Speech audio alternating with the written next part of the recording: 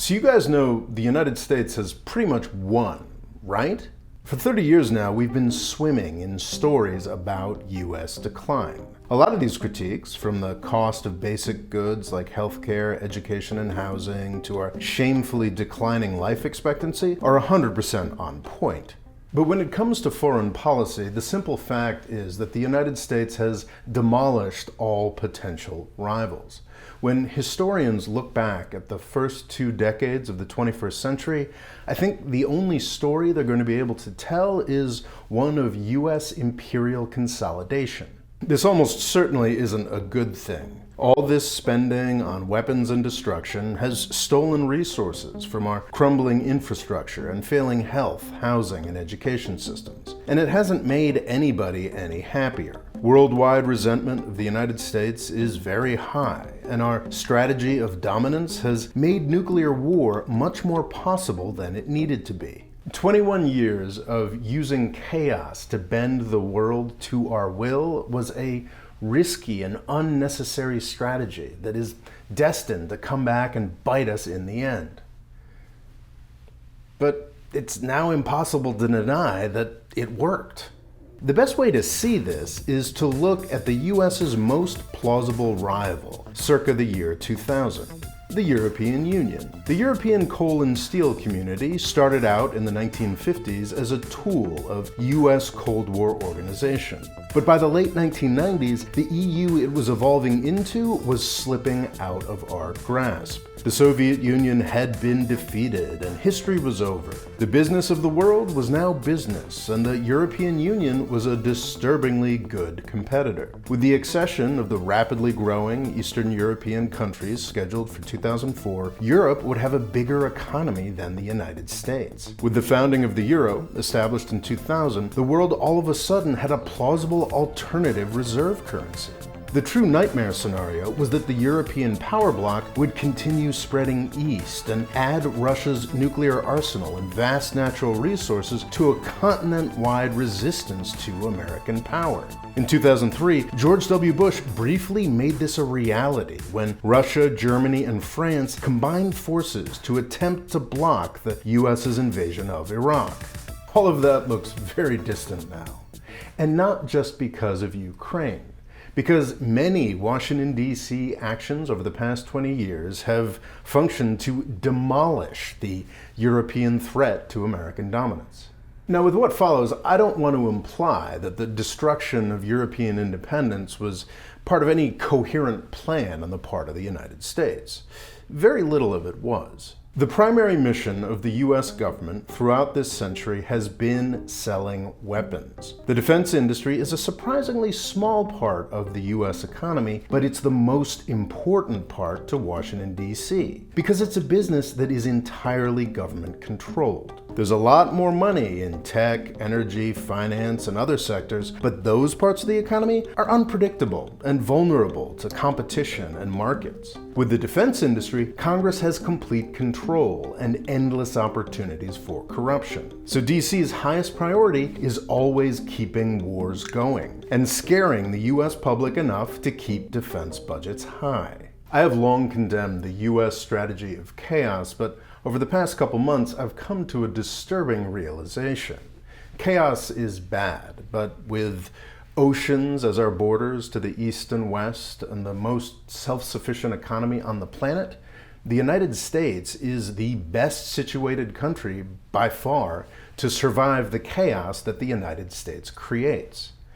The European Union's independent power has not survived. After the 9/11 attacks, the United States had free rein to do anything it wanted. We could have inaugurated a new era of peace and prosperity. Instead, we let a pack of our dumbest Cold Warriors work down their leftover checklist. France, Germany, and Russia were completely vindicated in opposing the US invasion of Iraq, a country that you can walk to from the European Union. In the first decade of this century, it looked like the United States was the biggest loser from Iraq, but the damage the invasion had done to Eurasia was deeper than anybody had imagined at the time.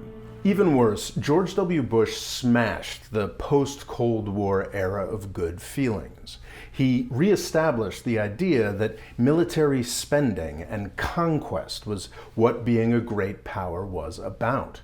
Two developing countries with nowhere near the resources of the United States, Russia and China, spent the next 2 decades trying and failing miserably to live up to Bush's horrifically stupid example. In 2022, the world has begun to see through the fog of Pentagon propaganda and see just how not ready for prime time these supposed US rivals are. But Bush's example and his war on terror have left us with a much more chaotic world. US financial mismanagement probably struck the heaviest blow against Europe. Throughout the post-World War II era, and up until 2008, European companies ran about equal with the United States in rankings of the world's biggest companies. That hasn't been true for a decade. And this isn't just about US tech dominance. European banks remain much smaller than US banks today. US banks eventually recovered from their bad investments in US real estate. European banks have not. At some point in the 2010s, US GDP surpassed that of the entire European Union. Today, even if the EU added Russia and Turkey, the United States would still be a bigger economy. And don't get me started on the failure of the euro. The still not quite resolved crisis of Greece, European demographics, and the EU's continued inability to act as if it has a unified financial system have largely taken the euro out of the running as a dollar competitor. People still own it as a reserve currency, but nobody thinks it's replacing the dollar anytime soon.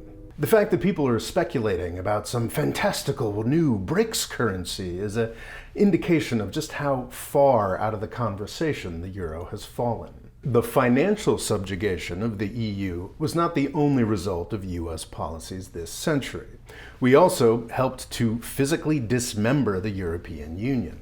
To their eternal shame, 2 European governments participated in creating the conditions that made Brexit possible. Popular mythology still holds that it was David Cameron's Britain and Nicolas Sarkozy's France that led the way in the 2011 destruction of Libya. This is, of course, nonsense. Scooping out the heart of North Africa's economy, creating a lost economic decade for the continent, and a decade worth of profitable military intervention in the Sahel would have been impossible without US military power.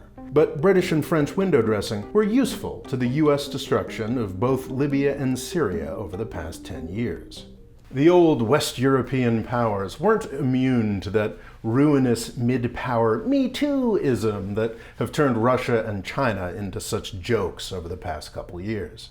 With Libya and Syria, the 2 main gateways to Europe, destroyed, the human consequences of US foreign policy, from Afghanistan and Iraq to Somalia, were set free to roll towards Europe. This refugee crisis smashed what little unity and goodwill the EU had left after the financial crisis. This was enough to provide a slim victory to the Leave Party in the Brexit referendum, robbing the EU of one of its biggest economies and essentially giving the United States a massive colony right off the coast of Europe. Chaos is a ladder, and the United States is good at climbing it.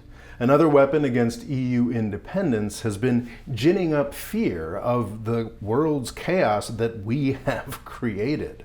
Hilariously, because of domestic nationalism, Russia and China have been eagerly complicit in the fiction that there's any more chaotic actor in the world than the United States. Washington, D.C. wants Russia and China to look strong for the purposes of expanding the U.S. defense budget. And Moscow and Beijing want Russia and China to look strong for domestic political purposes. So everybody's been blabbing about a multipolar world and American decline, as both of those possibilities have been receding further and further into the future. It's been a perfect storm of propaganda that we've only begun to see through now in 2022. But the mist didn't dissipate before Russia blundered into ending European independence for another generation. After the 2003 Iraq invasion and the 2008 financial crisis and the 2015 refugee crisis, Europe got weaker, but it also got more and more interested in getting away from its toxic dependence on the United States. In Iran and Russia policy, the EU kept trying to go its own way and stubbornly held on to the idea that Russia would cooperate against the United States if Germany just bought enough energy. And it probably would have worked too, if it weren't for Donald Trump. The United States has been working hard to use Ukraine as a wedge between Russia and Europe for at least a generation now. But before Trump, we always did it with the consciousness that we were playing with nuclear fire, and we tried not to push Russia too far. All of that caution went out the window in 2016. Enraged by Trump's election and looking for scapegoats, the Democrats, the national security state, launched an anti-Russia mania that made all prior Red Scares look rational and restrained by comparison. Despite Trump's friendly rhetoric, the Republican warmongers in the Trump administration launched a massively aggressive package of sanctions on Russia and arms packages for Ukraine. We forget this, but Ukrainian President Zelensky was elected in 2019 on a platform of making peace with Russia. Zelensky's pro-peace efforts were sabotaged by Democrats that saw a sinister Russian behind every potted plant, and a Trump administration that dragged Ukraine into a comical, illegal scheme that ended up getting the US president impeached. This was terrible for Ukraine. It was terrible for Russia, and it was terrible for Europe. But it's ended up working out pretty well for the United States. In February 2022, after 6 years of US propaganda openly proclaiming we were already at war with Russia, and a whole bunch of Pentagon bullshit that probably gave Vladimir Putin an inflated sense of his own capacities, Russia invaded Ukraine. As I and a few others predicted, the result has been abject humiliation for Russia. But those who can read already knew that Russia was a joke. The news here is how much weaker this invasion has made Europe. Europe's energy diplomacy with Russia is over. The chances of a Russian attack on NATO were always slim and are now zero. But honor and European human rights pretensions now demand that Russia's invasion of Ukraine be crushed, even if it takes a decade. Europe simply can't do that without the United States. Even though Europe is in infinitely less danger today, with the Donbass threatened rather than Berlin, it is now just as dependent on the United States as it was back in the 1950s. And it will be for another generation. The United States broke everything. And we won. I mean, assuming the world doesn't end in nuclear fire in the next couple of weeks. Thanks for watching. Please like, subscribe, and let me know what you think in the comments. Click the bell next to the subscribe button if you want an update whenever I upload a new video. Thanks.